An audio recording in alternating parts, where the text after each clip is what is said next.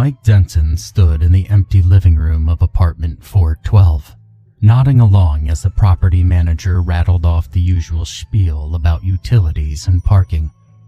The place wasn't much, just another cookie-cutter unit in a converted textile factory from the 1920s. But after 3 months of crashing on his buddy Steve's couch, it felt like the Ritz-Carlton. Each morning, Mike's routine started at 5 a.m. at the Milwaukee Uniform Service warehouse. He'd sort through racks of pressed uniforms, mechanic coveralls, chef whites, hospital scrubs, each tagged and organized by route. The mindless organization helped, gave structure to his newly chaotic life. And sometimes he'd catch himself arranging the hangers with obsessive precision. Anything to keep his mind from wandering back to Jessica, or worse, to what waited for him in room 7. At 40, Mike's dark hair had started graying at the temples, and long hours in the delivery van had added a slight slouch to his 6-foot frame. Jessica used to tease him about his dad bod, back when teasing was still affectionate. Now, staring at his reflection in the bathroom mirror, he noticed how the shadows under his eyes had deepened, how his face had taken on the gaunt, haunted look of someone carrying too many secrets. The windows in apartment 412 were tall and narrow, industrial relics that let in thin strips of light during the day, and whistled with every wind gust at night.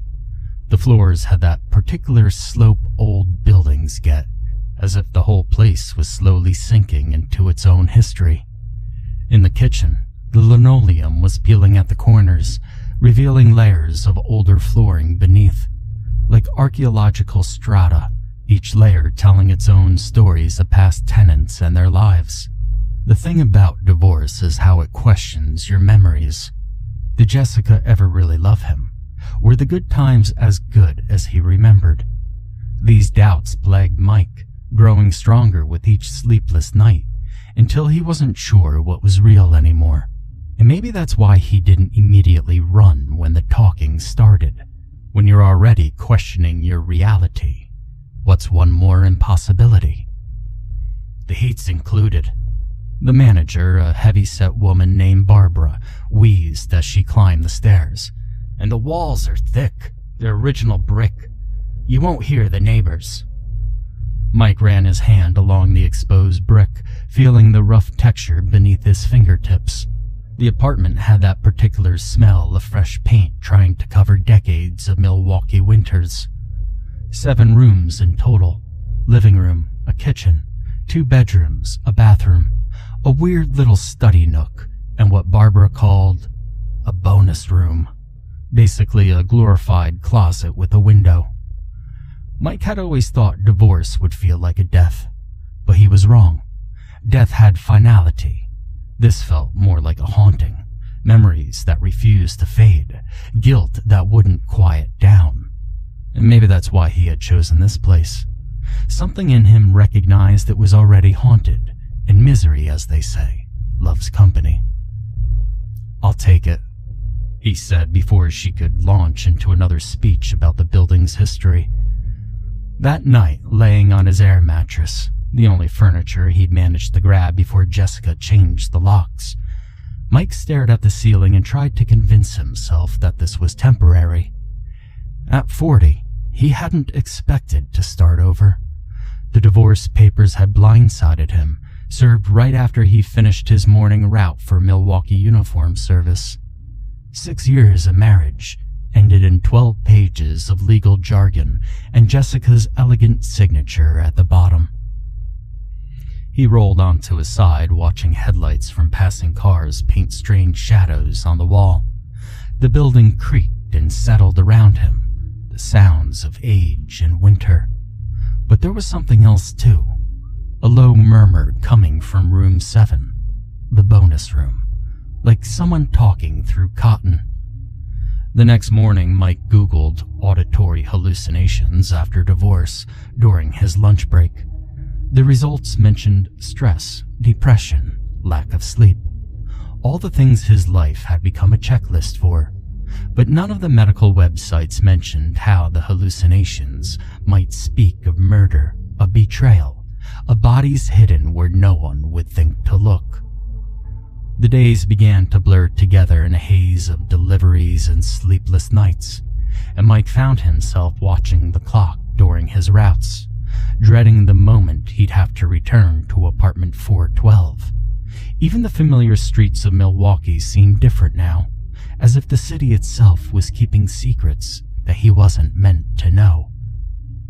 Mike chalked it up to the pipes. Old buildings made weird noises. That's what he told himself as he drifted off to sleep, trying not to think about Jessica and the pharmaceutical rep she'd left him for. The next morning, he was back behind the wheel of his delivery van, running his usual route. The routine helped. Load the clean uniforms, collect the dirty ones, exchange pleasantries with regular customers. By the time he met Steve at Memory Lanes for their weekly bowling night, he'd almost forgotten about that strange sound. "Hey, how's the new place?" Steve asked, lining up his shot. They'd been friends since high school, when they were both too uncoordinated for football but too stubborn to quit trying out. "It's..." Mike paused, watching Steve's ball curve into the gutter. "Different. You know that feeling when you're alone, but, I don't know, you just don't feel alone?" Steve dropped onto the plastic seat next to him. "Man, if you're still hung up on Jessica..." No, it's not like that." Mike leaned forward, lowering his voice despite the crash of pins and classic rock drowning out most conversation. "Last night I heard something in one of the rooms, like someone talking, but I don't know, it was muffled. And tonight, before I came here..." He trailed off, remembering how he'd stood outside room 7, hand on the doorknob, unable to turn it. "Well, you know, old buildings, old pipes, old everything," Steve said, echoing Mike's earlier thoughts. "Remember that apartment I had in college? Hell, the radiator used to sound like it was screaming." Mike nodded, but he knew this was different. The sound had words. He couldn't make them out, but they were definitely words. That night, sleep proved elusive. Mike lay in bed, replaying Steve's words about the screaming radiator, trying to convince himself that's all it was. But as the digital clock on his phone ticked closer to 3 a.m., a familiar knot formed in his stomach. He knew what was coming. The weekend crawled by with excruciating slowness. Mike tried drowning out the nightly voices with TV static, then music, then a white noise machine from Target, but nothing worked. Each night the talking grew more insistent, more desperate, as if whatever lurked in room 7 knew its time with Mike was growing short. After the next few days, Mike tried to make the apartment feel like home. He bought a second-hand couch that smelled faintly of cigarettes, a TV that only sometimes needed to be smacked to work right, and enough kitchenware to heat up microwave dinners. But every night, the talking returned. It always started about 3 in the morning. Mike would wake up, his body tense, listening to that soft, continuous murmur. Sometimes it sounded like a prayer, other times like a confession. He never could quite understand the words, but they felt heavy with meaning. On the 5th night, he'd had enough. The divorce papers had been finalized that morning. Jessica hadn't even shown up to court, and maybe that's what gave him the courage. Or maybe it was the 4 beers he drank while watching the Brewers lose. Either way, at 3:17 in the morning when the talking started, Mike got up. The hallway to room 7 seemed longer in the dark. The wooden floorboards, usually hidden under a threadbare runner, felt cold and slick against his bare feet. The talking grew louder with each step, though it maintained that underwater quality, like someone speaking through layers of wet cloth. Mike's hand shook as he reached for the doorknob. The metal was ice cold against his palm. He turned it slowly, feeling each mechanism in the lock click into place. The door swung open with a low creak. The creature stood in the corner, facing the wall. Even in the dim light filtering through the window, Mike could see something was wrong with its proportions. The shoulders were broad, the neck extraordinarily long. It wore what might have once been a suit, now green-black with age and decay. Time seemed to stop in that moment, the world narrowing to just Mike and the thing before him.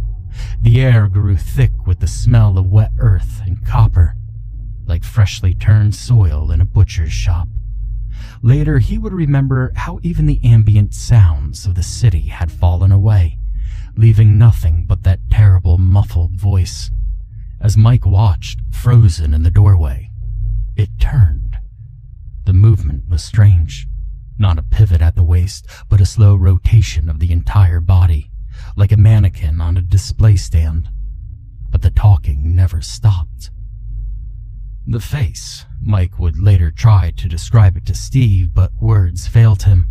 The skin had the color and texture of meat left too long in the sun, pulled tight over sharp cheekbones and a too wide jaw. The eyes were milky white, but somehow still seeing. Black fluid leaked from the corners of its mouth as it spoke, words tumbling out in that same muffled tone. The suit hung in tatters, revealing patches of gray-green flesh beneath, and where the fabric had rotted away completely, Mike could see deep indentations in the torso, marks that suggested violence rather than decay. The figure's hands were twisted into claws, fingers long and joints bent backwards, like they'd been systematically broken. A thick, dark substance that might have once been blood had congealed around its collar, suggesting its throat had been cut, though the head remained attached. Mike turned to run but stumbled backwards, his heel catching the runner. He fell hard, the impact knocking the breath from his lungs. When he looked up, the figure stood in the doorway. It didn't walk. One moment it was in the corner, and the next it was there, looming over him. The talking grew louder, and now Mike could almost understand the words. Something about guilt, about secrets, about things buried deep. He scrambled to his feet and ran. Behind him, the voice followed, no longer muffled but clear as a bell. It spoke of darkness and depth, of things hidden beneath floorboards and behind walls. Mike didn't stop until he reached his car. The morning light did nothing to erase what he'd seen.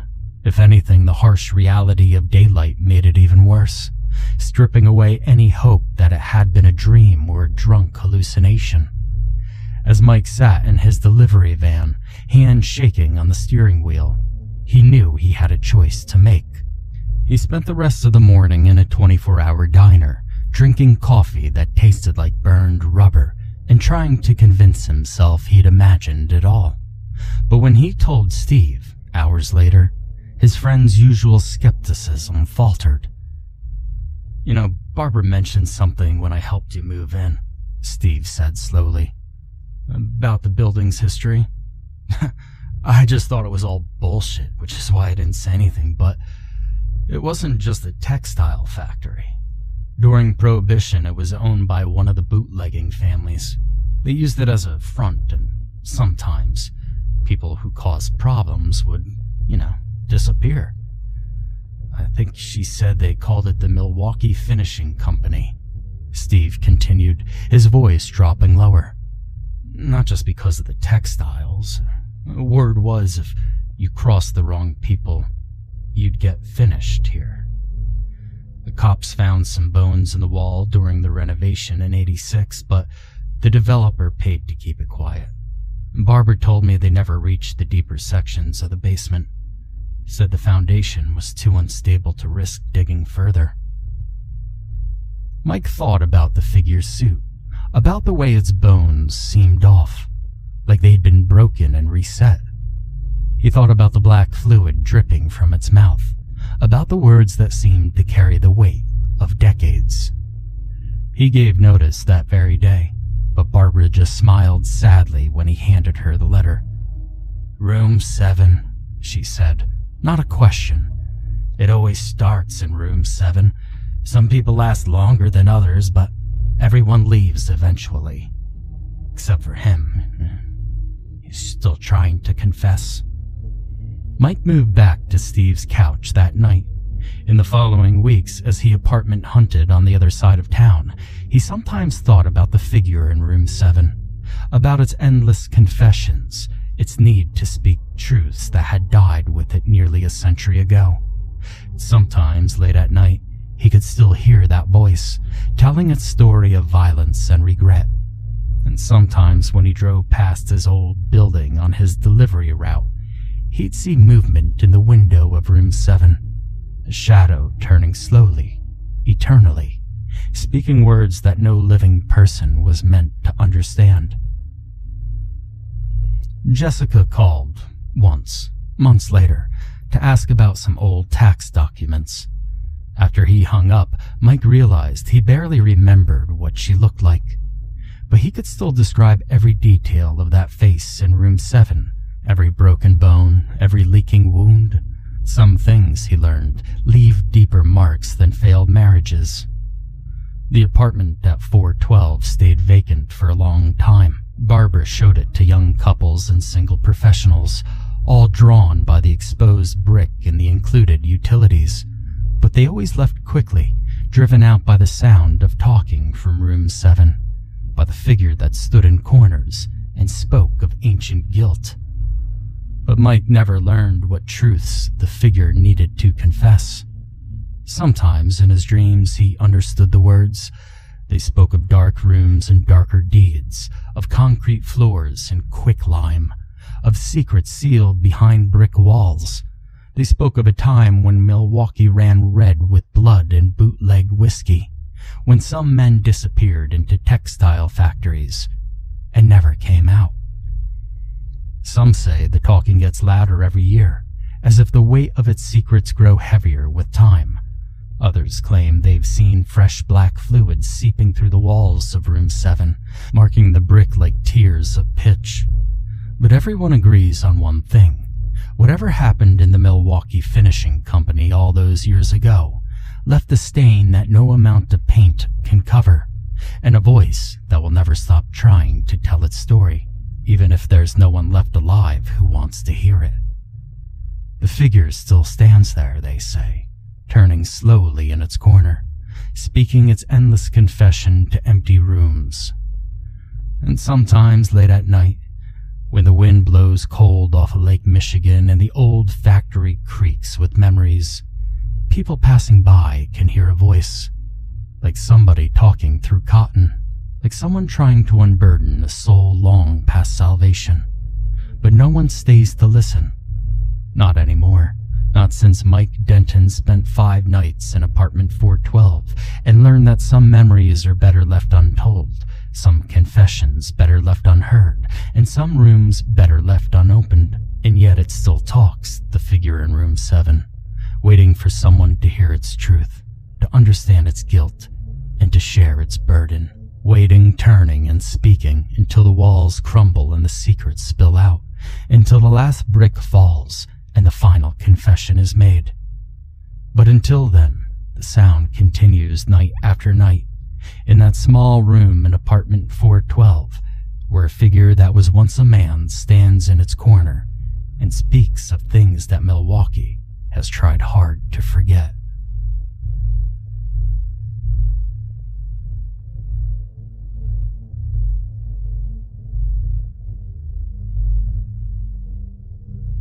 That's the end of the story. Thank you for listening. Don't forget to subscribe so you won't miss our future stories.